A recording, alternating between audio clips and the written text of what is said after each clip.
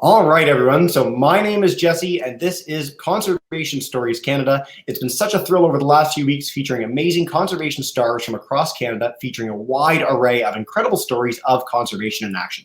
And I am really excited today to be joined by Jill Brooks. So I know about Jill from some of her incredible work in Bimini in the Bahamas, working on shark tracking, education for youth, all sorts of incredible programs.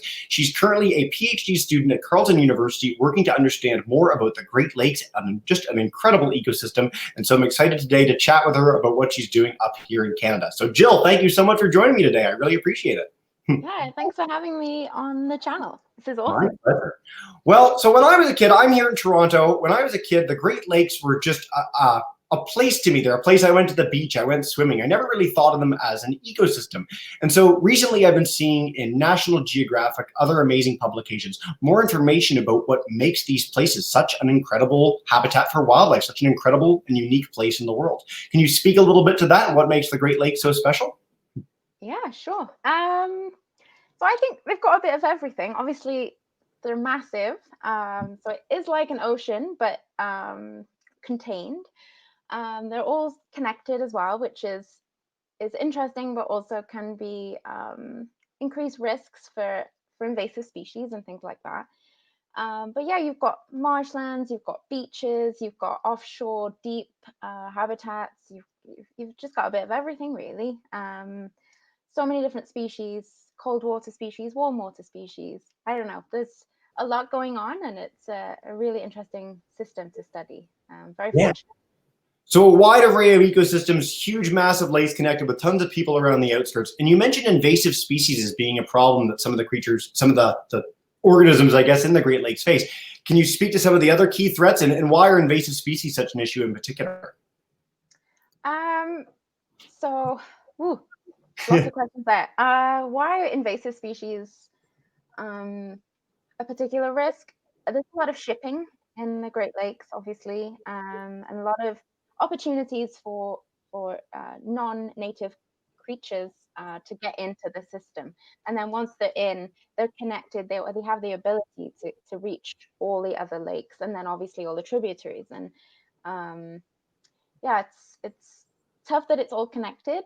But yeah, so that's kind of one aspect of the threats that the Great Lakes are facing. Temperature changes, so climate change is another biggie. Increasing water temperatures means a lot of different things for fish. Fish are ectotherms, so they rely on the external temperatures for a lot of their internal bodily processes. So when it's warmer, things speed up, they need to eat more, things like that. And in the winter, a lot of the cooler water species need cold temperatures to mature, to have their eggs get ready for spawning. So with climate change, we're going to have shorter winters, longer summers, and that's really going to affect a lot of different species. Obviously, that also means then more extreme weather events.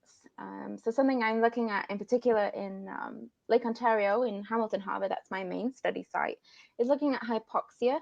And that's when there's low oxygen in the water because there's too many nutrients being put into the system. So when there's a lot of rain, that means more runoff of all the agriculture and all the roads and things like that, and it all gets washed into the Great Lakes. And that's the other kind of issue with the Great Lakes. It's all surrounded by people. So everything that happens on shore, it eventually makes its way into the water. So yeah, I'm looking at hypoxia, and obviously these longer summers means warmer temperatures, which means less oxygen, which means just a lot of knock-on things for fish. I think I covered most of the threats. Honestly, okay. No, it's a microcosm of a lot of the things that people might have heard about in a wide array of publications and online things, BBC, Planet Earth, where you see these this wide array of threats facing ecosystems around the world, and the Great Lakes sort of encompass all of those, which is a problem. It means that it's a great opportunity to study how these things interact with one another. And so I'm curious about the hypoxia events. Some of the viewers with this might have heard about, Gulf of Mexico great die-offs as nutrients flow down from the Mississippi River. Are we getting that in the Great Lakes? Do we see that sort of impact on fish? not as extreme as the I guess last or 2 years ago in Florida there was huge fish kills, Yeah. and there was marine mammals and sharks that were also washing up dead. That was quite an extreme event. I'm not aware of that kind of level happening here in the Great Lakes. Not that it couldn't happen, Right. but part of my questions are the fish can often get out of the way of those bad pockets of water where there isn't much oxygen. So fish can move out the way, but it'll get to a point where they can't move away from it, and that's probably when these extreme events, these fish kills, do happen. Yeah. But yeah. Fascinating. Well, I'm really glad to hear we're not at the scale that the Gulf of Mexico is at yet, but I'm glad that this research is being done to understand these sort of impacts and challenges that they face. And here's hoping they can always get out of the way. It's a lot of space, so a lot of area to swim to. So when you talk about tracking these fish populations, understanding where they're moving, I know that you've done a lot of work with acoustic telemetry in particular. So could you explain a little bit about what this is and how you're tracking these fish? Yeah. So acoustic telemetry uses sound, acoustics. So it's a tag that you mostly place inside the fish. You do a little mini surgery, you open them up, pop the tag in and stitch them back up. And then let them go. And depending on the fish size and the tag size, that can last 3 to 5 to 10 years. Wow. And it's just pinging and a very unique identifying code to that fish. So it's just, we can't hear it, the fish can't hear it. It's a sound range that we can't really hear. But it's always pinging every few minutes, here I am, here I am. And then what we have in the Great Lakes, across all the lakes actually, this super cool network of researchers that all share the same equipment. And our fish can get detected on their equipment and vice versa. So we're all connected. But we have these hydrophones, they're called. They're like underwater microphones, and we plant them on the bottom of the lake, and it's there all year round. And as a fish swims by it, pinging its little ID code, saying, "Here I am," our little receiver says, "Oh, fish ID 739 was here on January 19th at 3:14 p.m." Wow. And then, "Oh, it was over at so and so, you know, at 5:15 p.m. or whatever." So you can kind of follow their movements. It's not real time. It's not like satellite telemetry where you can like, "Oh, I know where it is now." We have to download the receivers once a year, and we can then go kind of backtrack and see what track the fish took. Yeah. How cool is that? So how many Cool. fish do you have with these tags? I mean, first of all, the fact that the tags can last as long as they do is incredible to me. But how many fish, are you going out and actually tagging these fish and doing this surgery? Or what's your role in this whole process? So I think we were about 250 tags deployed in the last 5 years in the Hamilton Harbour system. Most of those were 3-year batteries, so quite a lot of those batteries have died now. So I think we're up to about 80 or 90 currently actively pinging in the system. Okay. But yeah, no, I do go out and catch the fish and tag them. Not so much now, not so much in the winter either. It's usually a spring and fall activity. But yeah. Yeah, very, very cool. I know some of your work has touched upon reintroducing species into the Great Lakes, and reintroduction of species generally across Canada is a story that I'm really keen to tell. So when you reintroduce species, obviously you're picking species that used to have a habitat there, probably in the not too distant past. How do you choose where to put them? How many do you release? And is it the same sort of acoustic telemetry that you use to track them? Like, how is this whole process going when you're releasing fish into the Great Lakes? That's a really good and current question. So my master's looked at walleye, which used to be quite abundant in Hamilton Harbour, but because of habitat loss and overfishing and too much pollution, they were kind of wiped out. So the Ministry of Natural Resources tried reintroducing them several times actually, and it didn't go so well. And I think unless you fix the system that kind of pushed them out in the first place, there's no point just putting more in. And there was a lot of efforts restoring spawning habitat and new rock islands and underwater reef shoals and things like that. So I think there was a lot of effort and reduced pollution. There's a lot of work reducing the pollution levels. So yeah, in 2012, I think was the first year that they put walleye in, and the walleye stayed and they grew and kind of settled in.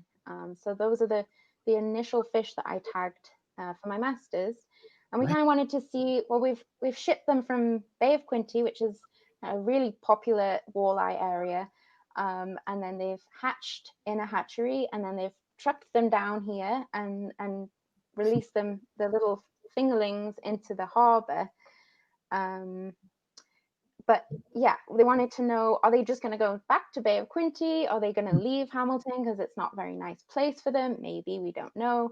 So one of the big questions we wanted to know is how long would they stay in the harbor? Would they try and leave?